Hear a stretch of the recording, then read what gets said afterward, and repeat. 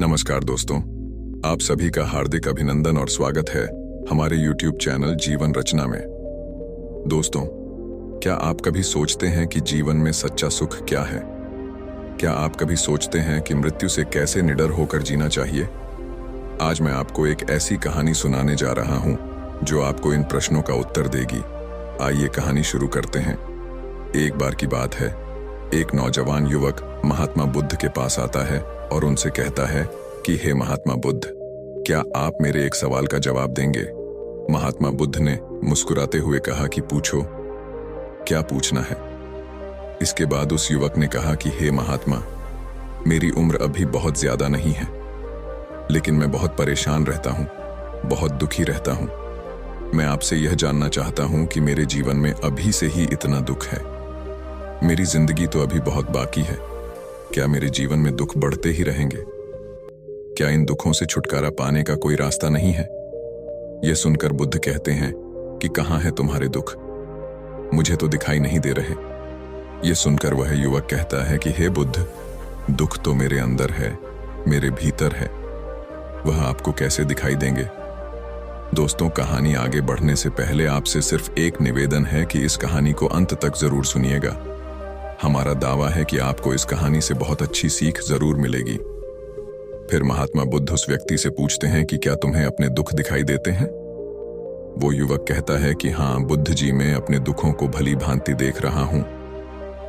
तब बुद्ध ने पूछा कि दुखों का मूल कारण क्या है? बुद्ध में और उस युवक में चर्चा चल ही रही होती है कि तभी एक भिक्षु दौड़कर वहां पर आता है। वह भिक्षु तथागत बुद्ध के कान में कुछ कहता है। इसके बाद बुद्ध उस व्यक्ति से कहते हैं कि चलो आज मैं तुम्हें जीवन का सत्य दिखाने के लिए एक जगह पर लेकर चलता हूं। वहां पर तुम्हें कुछ भी नहीं बोलना है, चुपचाप सारी बातें सुनते रहना है। इसके बाद तुम्हें अपने सारे प्रश्नों के उत्तर खुद ही मिल जाएंगे। यह कहकर वह युवक गौतम बुद्ध के पीछे पीछे चलने लगता है। कुछ दूर चलने के बाद गौतम बुद्ध एक घर में प्रवेश करते हैं। घर में प्रवेश करने के बाद वो युवक और महात्मा बुद्ध देखते हैं कि वहां पर बहुत सारे लोग खड़े हैं और बीच में चारपाई पर एक वृद्ध आदमी लेटा हुआ है। बुद्ध जी उस आदमी के पास, वही उसके चारपाई पर जाकर बैठ जाते हैं और वह युवक भी पास में ही बैठ जाता है। इसके बाद वृद्ध आदमी जो चारपाई पर लेटा हुआ था, वह महात्मा बुद्ध को प्रणाम करता है और वह कहना शुरू करता है कि हे बुद्ध, मैं नहीं जानता कि मेरे जीवन में कितनी सांसें और बची हैं। पता नहीं किस वक्त मुझे भगवान के घर से बुलावा आ जाए। मैं मरने से पहले अपने कुछ सवालों के जवाब आपसे जानना चाहता हूं। मुझे पता है कि उन सवालों के जवाब आप ही मुझे दे सकते हैं, इसीलिए मैंने आपको यहां पर बुलाया है।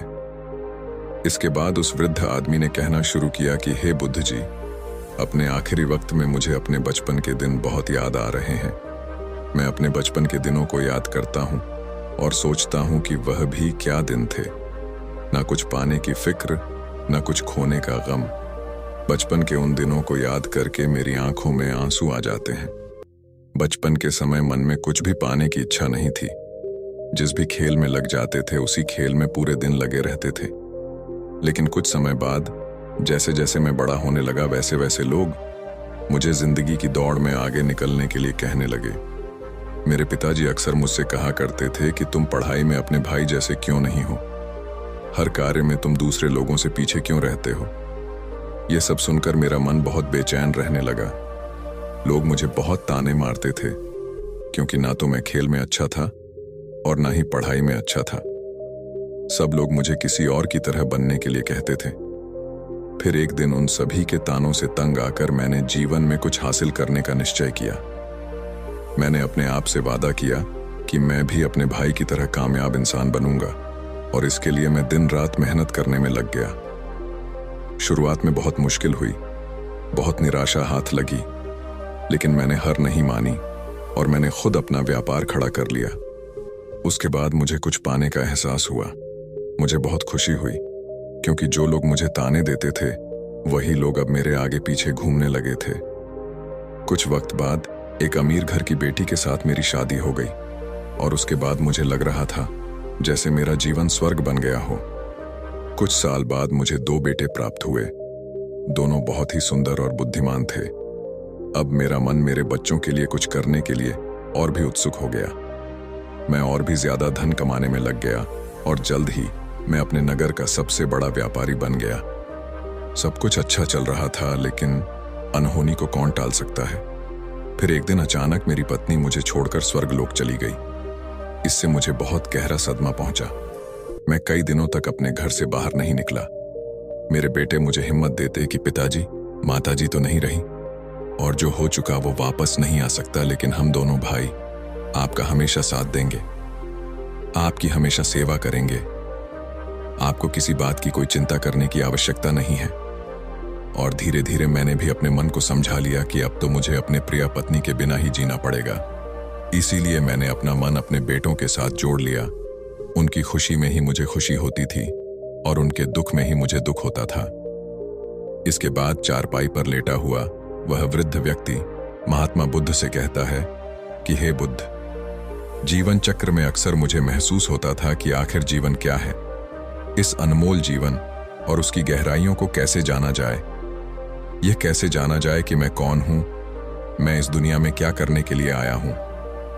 ऐसे तमाम सवाल मेरे मन में उठते रहते थे और मुझे आपके बारे में भी पता चला कि बुद्ध ऐसी ध्यान की प्रणालियां बताते हैं जिससे जीवन का मतलब समझा जा सकता है। लेकिन मैं हमेशा सोचता रहता था कि पहले मैं अपने जीवन से दुखों और परेशानी को दूर कर देता हूं, उसके बाद ध्यान में मैं अपना पूरा मन लगाऊंगा। और यही सोच सोचकर मैं कभी ध्यान नहीं कर पाता था। धीरे धीरे वक्त गुजरने और उम्र ढलने के बाद मैं बीमार पड़ गया। वैसे मेरे जीवन में कोई कमी नहीं रही। मेरे बेटों ने मेरा अच्छा साथ दिया, मैंने जीवन में बहुत कुछ हासिल भी किया। लेकिन अब मैं अपने जीवन में अगर पीछे मुड़कर देखता हूं तो मुझे एहसास होता है कि मेरे बचपन के दिन ही सबसे प्यारे दिन थे।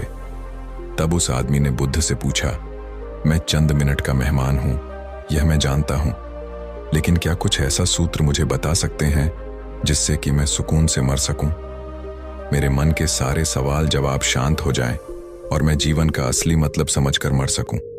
महात्मा बुद्ध उस बूढ़े आदमी की सारी बातें बहुत ही ध्यान से सुन रहे थे और फिर महात्मा बुद्ध जी ने उस वृद्ध इंसान से कहा कि हर इंसान को बचपन के दिन बहुत प्यारे क्यों होते हैं, क्योंकि उस समय उसे कोई भी चिंता ही नहीं रहती।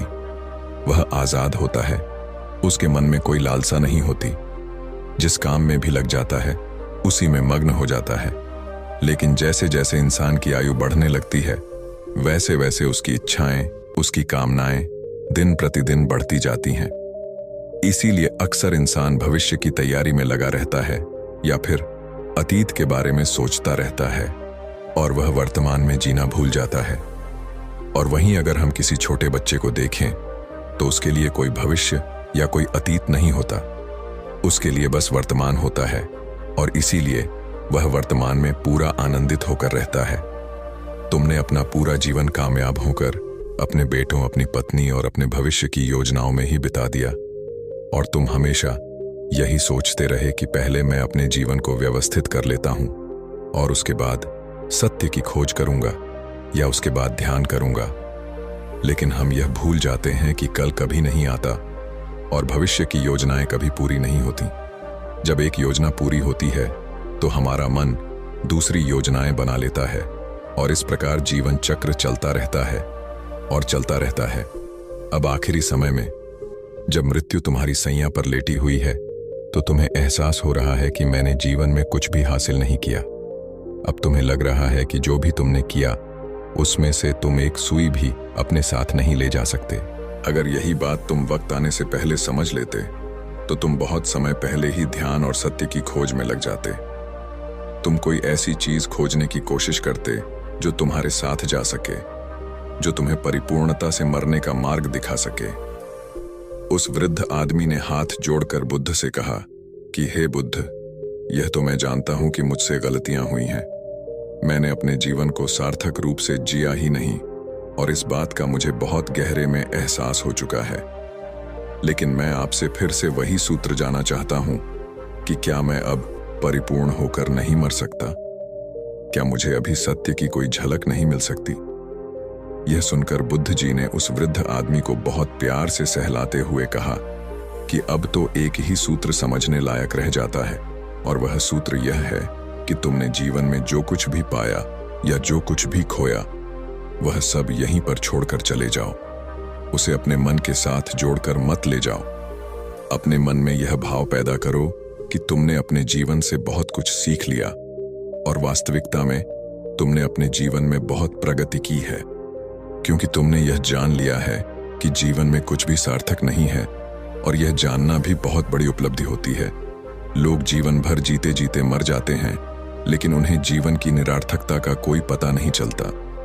इसीलिए अभी अपने मन से सारे सवाल गिरा दो और यह भाव पैदा करो कि जीवन में जो कुछ जानने जैसा था वह मैंने जान लिया है, और अब जीवन में कुछ भी जानने के लिए नहीं बचा है। जब तुम इस भाव को गहराइयों में भर लोगो तो तुम बिल्कुल खाली होकर मृत्यु को प्राप्त हो जाओगे, और वास्तविकता में यही मरने की कला होती है। हमने जीवन में जो कुछ भी पाया, जो कुछ भी खोया, वह इसी दुनिया का था और वह यहीं पर रह जाएगा। हमारे साथ कुछ भी नहीं जाएगा। हम खाली ही इस दुनिया से जाएंगे। इस संसार से विदा लेते समय हमारे हाथ की मुट्ठी तक भी खुली होगी। जो लोग अपने मन से बिल्कुल खाली होकर जाते हैं, वास्तव में उनके अंदर ज्ञान का दीप जल जाता है और वह आगे चलकर मोक्ष के बाद ही दूसरे जन्मों की स्थिति को प्राप्त कर सकते हैं। महात्मा बुद्ध जी कहते हैं कि इस सांसारिक जीवन में कुछ भी पाना या कुछ भी खोना कोई मायने नहीं रखता। महात्मा बुद्ध जी के बताए गए सूत्र से वह वृद्ध बहुत ही आसानी से जीवन का असली अर्थ समझ चुका था, और फिर वह मुस्कुराते हुए मृत्यु को प्राप्त हो गया।